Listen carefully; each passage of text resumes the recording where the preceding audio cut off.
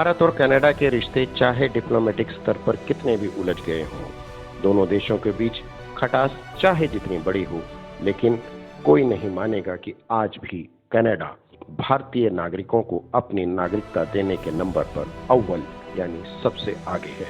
यही नहीं, हम आपको इस खबर में बताएंगे कि हमारे भारतीय नागरिक किस किस देश के और किस अमीर देश की नागरिकता लेने के लिए आतुर हैं और कौन से देशों के लोग किस देश में जाकर उसकी नागरिकता को लेने के लिए अपनी प्राथमिकता बनाते हैं।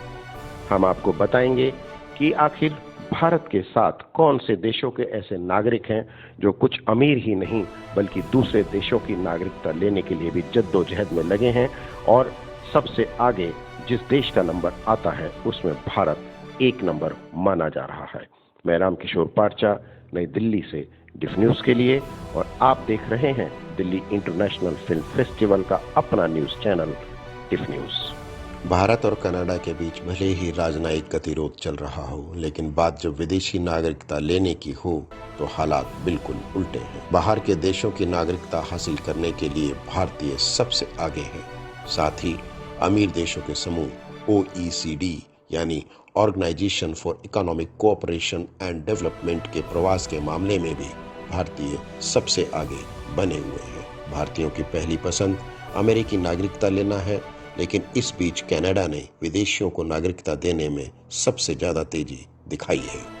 पेरिस से जारी एक इंटरनेशनल माइग्रेशन आउटलुक की रिपोर्ट के हिसाब से अगर देखा जाए तो 2021-22 में अमीर देशों की नागरिकता पाने वाला सबसे बड़ा राष्ट्रीय समूह भारतीय है। इस दौरान कनाडा ने नागरिकता देने में सबसे बड़ी यानी 174% ग्रोथ हासिल की। पिछले साल यानी 2022 में भी 28 लाख लोगों ने OECD देशों की नागरिकता हासिल की थी, जो विदेशियों की सबसे बड़ी संख्या है। यह 2021 की तुलना में 25% अधिक है। रिपोर्ट यह तो नहीं बताती कि किस देश के कितने लोगों ने किस देश में नागरिकता ली, लेकिन यह बताती है कि 2019 से OECD देशों की नागरिकता हासिल करने में भारत अहम रहा है।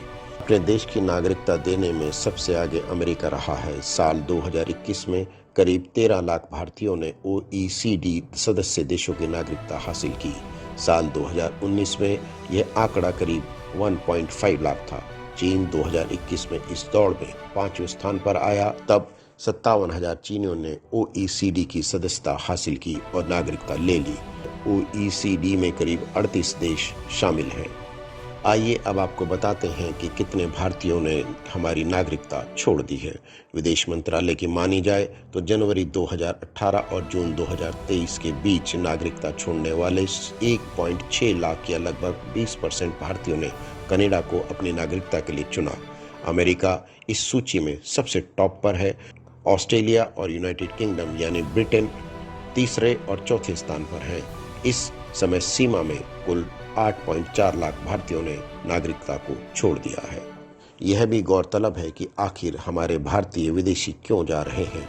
स्टडी बताती है कि कई लोग स्टडी और वर्क वीजा पर जाते हैं, फिर स्थायी नागरिकता लेने के लिए आवेदन करते हैं और वहीं रुक जाते हैं।